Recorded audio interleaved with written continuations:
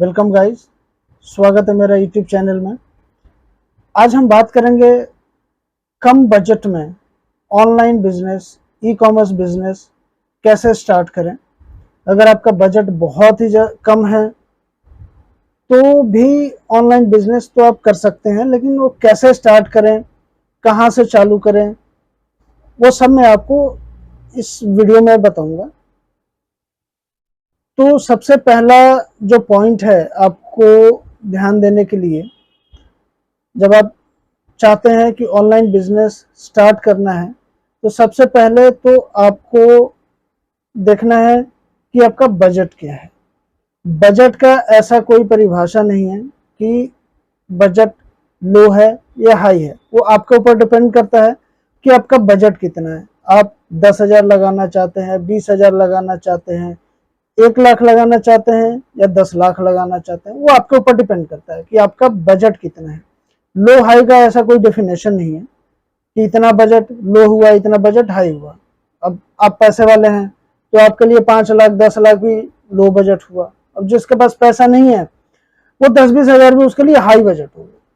तो ऐसा कुछ नहीं है कि लो बजट या हाई बजट, लेकिन कम से कम पैसों में, कम से कम खर्चा करके, कम से कम इन्वेंट्री में और कम से कम खर्चा करके ज़्यादा प्रोडक्ट्स में हम कैसे चालू कर सकते हैं, कैसे स्टार्ट कर सकते हैं, वो मैं आपको बताऊंगा इस वीडियो में। तो सबसे पहले इसमें जो ध्यान देते हैं, अगर हम स्टार्ट कर रहे हैं तो हमें देखना ये चाहिए कि हमें क्या प्रोडक्ट सेल करना है। प्रोडक्ट सेल करने के लिए आप उसके बारे में थोड़ा सा रिसर्च कीजिए कि आप किसमें सेल करना चाहते हैं। उसके हिसाब से आप उसका प्रोक्योरमेंट कर सकते हैं। जो मैं आपको सजेस्ट करूंगा प्रोडक्ट्स के लिए, वो मैं आपको सजेस्ट करूंगा लो बजट के आइटम्स, लो कॉस्ट के आइटम्स। लो कॉस्ट के बहुत सारे आइटम्स होते हैं, इलेक्ट्रॉनिक में ही, मोबाइल एक्सेसरीज में, क्लोथिंग में भी कम पैसे से आप ज़्यादा माल ला सकते हैं। तो फर्स्ट पॉइंट तो ये रहा कि प्रोडक्ट आपको आइडेंटिफाई करना है। सेकंड, प्रोडक्ट आइडेंटिफाई करने के बाद आपको जीएसटी रजिस्टर कराना है। जीएसटी रजिस्ट्रेशन में बहुत ज़्यादा खर्चा नहीं आता है। गवर्नमेंट का ऐसा कोई फीस नहीं है कि गवर्नमेंट हमसे इतना चार्ज लेती है, ऐसा कुछ नहीं है। रजिस्ट्रेशन फ्री ऑफ कॉस्ट होता है। एक उसमें चार्ज लगता है, वो होता है प्रोफेशनल फीस। आप कभी भी सीए से अप्लाई कराते हैं, सीए अगर आपका जीएसटी अप्लाई करता है तो सीए का फीस होता है, कोई 1,000 लेता है, कोई 1,500 लेता है, कोई 2,000 लेता है, कौन कितना ले सकता है इसका कोई वो नहीं है। तो आप देखिएगा आपको ऐसा सीए मिले जो कम से कम पैसा में आपका रजिस्ट्रेशन कर दे। रजिस्ट्रेशन करने का कोई फीस नहीं है। सेकंड, आपने जीएसटी रजिस्टर करा लिया, उसके बाद आपको करंट अकाउंट ओपन कराना है बैंक में। अगर आप करंट अकाउंट ओपन नहीं करवाना चाहते हैं तो आप सेविंग्स अकाउंट से भी काम कर सकते हैं, लेकिन आप ध्यान दीजिएगा सेविंग्स अकाउंट से आप ज़्यादा बिजनेस नहीं कर सकते, क्योंकि उसमें बिजनेस के ट्रांजेक्शन्स बहुत ज़्यादा होंगी। तो ज़्यादा ट्रांजेक्शन सेविंग अकाउंट में ठीक नहीं है। तो मैं आपको सजेस्ट नहीं करूँगा सेविंग अकाउंट के लिए, मैं तो सजेस्ट करूँगा करंट अकाउंट खुलवाइए। ये सब होता है जीएसटी रजिस्ट्रेशन के बाद। करंट अकाउंट खोलने के लिए भी आप ऐसा कोई बैंक देखिए जिसमें ज़्यादा ओपनिंग अमाउंट चार्ज ना करते। आप प्राइवेट बैंक्स में खुलवाते हैं, वो 50-50 हजार रुपये ओपनिंग अमाउंट मांगते हैं, कोई कोई 1-1 लाख मांगता है, कोई 20-25 हजार मांगता है। गवर्नमेंट बैंक्स में अगर आप करवाते हैं तो 5,000, 10,000, 15,000 में वो लोग इजीली ओपन कर देते हैं। क्वार्टरली या मंथली मेंटेनेंस भी कम लगता है। प्राइवेट बैंक्स में बहुत ज़्यादा लगते हैं, कोई 50,000 बोलता है, कोई बोलता है 25,000 का क्वार्टरली या मंथली मेंटेनेंस है। गवर्नमेंट में आप कराएंगे 10,000, 5,000, इससे ज़्यादा नहीं होते। तो प्रेफरली गवर्नमेंट बैंक्स आप चूज कीजिए। करंट अकाउंट ओपन होने के बाद आपको देखना है वर्किंग स्पेस आपका क्या होगा। अगर आप घर से करना चाह रहे हैं या फिर आप कोई ऑफिस लेना चाह रहे हैं। अगर आपका काम नया कर रहे हैं तो मैं आपको सजेस्ट करूंगा कि आप जहां रह रहे हैं घर पे आप वहीं से स्टार्ट करें ट्रायल के लिए। एक बार ट्रायल आपका हो गया, सक्सेस हो गया, कुछ ऑर्डर्स आने चालू हो गए, आप उसके बाद स्पेस लीजिए। स्पेस में खर्चा पड़ता है बिजनेस के स्टार्टिंग में, ई कॉमर्स वाले में मेरे ख्याल से स्पेस में उतना ज़्यादा खर्चा नहीं करना चाहिए।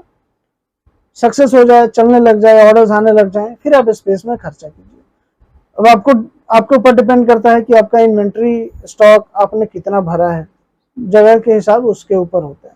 लेकिन काम करने के लिए जगह तो चाहिए। एक कंप्यूटर रखेंगे, उसके लिए सीटिंग अरेंजमेंट चाहिए। जो आप स्टॉक रखेंगे, रैक्स लगाएंगे, उस आइटम्स को रखने के लिए, उन प्रोडक्ट्स को रखने के लिए थोड़ा जगह चाहिए। उसके बाद कंप्यूटर या लैपटॉप। अब बहुत लोगों के मन में सवाल ये उठता होगा कि हम कंप्यूटर कौन सा लें, उसका कॉन्फ़िगरेशन क्या होना चाहिए, लैपटॉप लें या कंप्यूटर लें, उनका कॉन्फ़िगरेशन क्या होना चाहिए।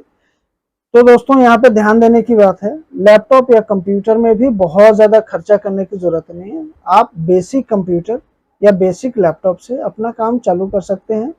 अगर बहुत ही इसमें भी बहुत ज़्यादा बजट लो है तो आप सेकेंड हैंड कंप्यूटर या सेकेंड हैंड लैपटॉप आप परचेज कर सकते हैं। परचेज करते समय आप ये बात ध्यान दीजिएगा, उसका कंडीशन अच्छा होना चाहिए, कम से कम साल 2 साल तो चल जाए। ये लेने के बाद आपको जरूरत है प्रिंटर की। प्रिंटर कौन सा लें? तो दोस्तों प्रिंटर के लिए जरूरी नहीं है कि आपके पास कलर प्रिंटर होना चाहिए या बारकोड प्रिंटर होना चाहिए या मल्टी फंक्शन प्रिंटर्स आते हैं उसकी ज़रूरत है, ऐसा कुछ नहीं है। आप बेसिक लेज़र जेट प्रिंटर से भी अपना काम कर सकते हैं। वो भी प्रिंट आउट अच्छा निकालता है, जबकि फास्ट निकालता है बाकियों से। उसमें स्टिकर्स भी प्रिंट हो जाते हैं। डेस्मेट का पेपर आता है 1/4, आप उसको यूज़ कर सकते हैं, या सिंगल पेपर जो आता है डेस्मेट का ही 1/1, आप उसको भी यूज़ कर सकते हैं। उसके बाद आपको ज़रूरत पड़ सकती है स्टाफ की। डिपेंड करता है कि आपका ऑर्डर कितना आ रहा है। अगर ऑर्डर बहुत कम है और आप अपने आप मैनेज उसको कर सकते हैं तो स्टाफ की ज़रूरत नहीं पड़ेगी। लेकिन अगर आप चाहते हैं कि हाँ आपका कोई माल आ रहा है, आपने आइटम मंगाया है, परचेज करा है, आपको रखना, उतारना, चढ़ाना, या फिर आपने जो पैकेट बनाए हैं उसको पैकिंग करना, कुरियर वाला है उनके हैंड ओवर करने के लिए हो सकता है आपको स्टाफ की ज़रूरत पड़े। अगर आप खुद से कर सकें तो बेटर है, आप उसका कॉस्ट कटिंग कर सकते हैं स्टाफ का। जब ऑर्डर्स आने लगे तो आप स्टाफ रखिए। उसके बाद आप स्टॉक कितना रखते हैं, मेन जो पैसा लगता है वो स्टॉक और इन्वेंट्री में ही लगता है। तो मैंने आपको शुरू में ही बताया था कि आपको प्रोडक्ट आइडेंटिफाई करना है। तो दोस्तों प्रोडक्ट ऐसा आइडेंटिफाई करना है जिनका कॉस्टिंग कम आता है। बहुत सारे ऐसे आइटम्स हैं जो लो कॉस्ट के आइटम्स होते हैं। अब सपोज आपका बजट 10,000 रुपीज़ है और आप ऐसे प्रोडक्ट्स उठा लाएं, ऐसे आइटम्स उठा लाएं जिसकी कॉस्टिंग 200-300 रुपये है, 400 रुपये है, तो उसमें आएगा क्या। लेकिन कुछ ऐसे आप आइटम्स उठाएं, ऐसे प्रोडक्ट उठाएं जिसकी कॉस्टिंग ही 50 रुपये, 60 रुपये, 70 रुपये हो, तो उतने ही पैसे में वो बहुत ज़्यादा आइटम्स आ जाते हैं और डिफरेंट डिफरेंट प्रोडक्ट्स हैं। ऐसा नहीं है कि एक ही प्रोडक्ट में आपको इतना सारा लाना है। और कितना कितना लाना है, आप 5-5 से चालू कर सकते हैं। 5-5 लेकर आइए, ऑर्डर्स आएंगे और फिर आप उसको रिप्लेनिश कीजिए। जिसके ऑर्डर्स नहीं आए उसमें लाने की ज़रूरत नहीं है, जिसमें ऑर्डर्स आ रहे हैं आप उसी में रिपीट लाते जाइए। लेकिन एक बात ध्यान देने वाली बात है कि आप जो भी प्रोडक्ट आइडेंटिफाई कर रहे हैं, आप ऐसे प्रोडक्ट आइडेंटिफाई कीजिए जो आपको रेगुलर मिलता हो। कोई ऐसा प्रोडक्ट मत उठाइए जो एक बार लाए, आप दोबारा लेने गए तो वो नहीं मिले। ऐसा नहीं होना चाहिए। ऐसे प्रोडक्ट्स उठाइए जो आपको रेगुलरली मिले। इससे ये होता है कि एक प्रोडक्ट की हम विजिबिलिटी बनाते हैं या मार्केट प्लेस विजिबिलिटी बनाते हैं। विजिबिलिटी बनाने में काफ़ी समय लगता है, मेहनत लगता है, और विजिबिलिटी बन गया, आपके ऑर्डर्स आने चालू हो गए, और बाद में पता चला कि आपको वो प्रोडक्ट दोबारा मिल ही नहीं रहे क्योंकि अब वो अवेलेबल नहीं है। तो गलती ऐसा मत कीजिएगा, क्योंकि पूरी मेहनत आपका बर्बाद हो सकता है। तो ऐसा बिल्कुल भी नहीं करना। आप वही आइटम्स लाइए, वही प्रोडक्ट लाइए जो आपको इजिली एनी टाइम अवेलेबल हो। उसके बाद पैकेजिंग मटेरियल। पैकेजिंग मटेरियल भी स्टार्टिंग में बहुत ज़्यादा लेने की ज़रूरत नहीं है। पॉली बैग्स आते हैं डिफरेंट डिफरेंट साइज के, आपके आइटम्स के अकॉर्डिंग आप देख लीजिएगा कि आपका आइटम क्या है और वो कौन से साइज में फिट बैठता है। तो डिफरेंट डिफरेंट साइज के एक एक पैकेट लेकर आएंगे। एक पैकेट के अंदर 90 से 110 115 के बीच में होते हैं। बड़ा साइज होगा तो कम हो जाएगा, थोड़ा छोटा साइज होगा तो वो ज़्यादा आता है। तो एक एक पैकेट लाएंगे, वो इनफ होगा। ऑर्डर आएंगे, अब दोबारा लेकर आइए, स्टॉक भरने की जरूरत नहीं है।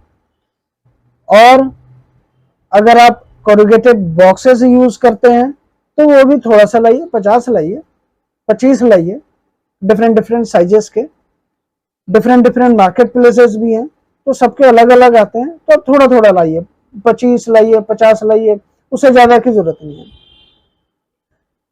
अगर आपका सेल नहीं आ रहे तो आपने तो कम कम आइटम्स उठाए हैं, वो आप इजीली निकाल सकते हैं, कहीं भी निकाल सकते हैं, मार्केट में दे सकते हैं, या फिर जहां से लाए आप वहां भी दे सकते हैं।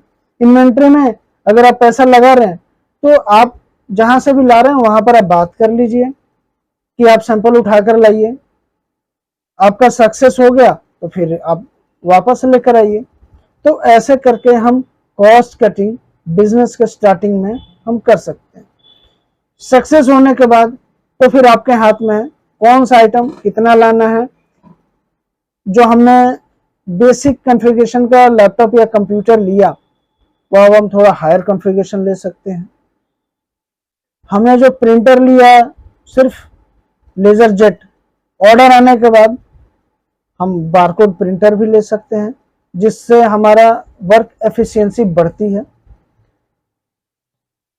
हमने जो स्टाफ अगर हमने नहीं रखा, ऑर्डर आने के बाद इनकम होना चालू होगा, हमें ऐसा लग रहा है कि अब ऑर्डर्स आने चालू हो गए, अब कोई प्रॉब्लम नहीं आने वाली है, तो आप स्टाफ को रख लीजिए अपने कन्वीनियंस के हिसाब से। 1 रखिए, 2 रखिए, 3 रखिए।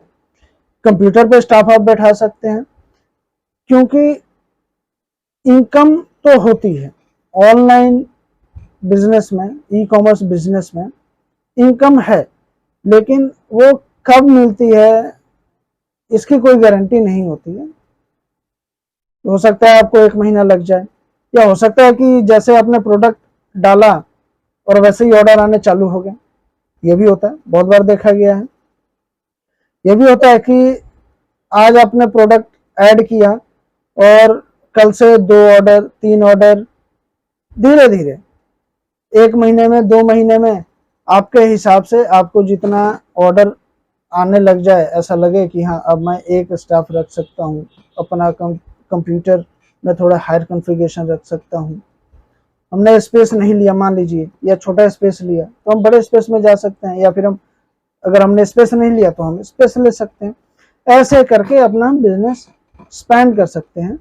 फिर हम मार्केट में जाएं और फिर उसके बाद हम देखें और हम क्या प्रोडक्ट्स ला सकते हैं। ऐसे करके हम प्रोडक्ट इंक्रीज कर सकते हैं।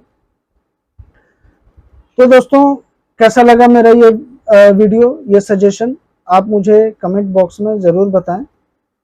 अगर आपने मेरा चैनल सब्सक्राइब नहीं किया है तो ज़रूर सब्सक्राइब करें, क्योंकि आगे मैं और भी मैं वीडियोस में डालने वाला हूँ। ऑनलाइन पैसा कैसे कमाया जाता है मैं ये भी डालूंगा, और रेटिंग रिव्यूज कैसे बढ़ाए जाते हैं मैं ये भी डालूंगा। ये बहुत इंपॉर्टेंट है ऑनलाइन बिजनेस। अगर आप ई कॉमर्स बिजनेस कर रहे हैं, आइटम सेल कर रहे हैं, तो रेटिंग एंड रिव्यूज बहुत इंपॉर्टेंट है। इसको कैसे बढ़ाया जाएगा ये मैं बताऊंगा। अगर आपने ये बढ़ा लिया रेटिंग एंड रिव्यूज तो ऑर्डर्स बहुत आते हैं, क्योंकि जो भी परचेज करने जाता है मार्केट प्लेस पे सबसे पहले देखता है रेटिंग क्या है। प्राइस तो बाद में आता है, सबसे पहले देखता है कि इसका रेटिंग क्या है। रेटिंग अगर ज्यादा है, बढ़िया रेटिंग है, तो कस्टमर्स का ट्रस्ट बिल्ड होता है। रेटिंग्स के ऊपर। तो रेटिंग का बहुत इंपॉर्टेंट रोल है ई कॉमर्स में, तो मैं आगे ये भी बताऊंगा। तो आप मेरा चैनल को सब्सक्राइब करना ना भूलें, चैनल सब्सक्राइब करें, लाइक करें, शेयर करें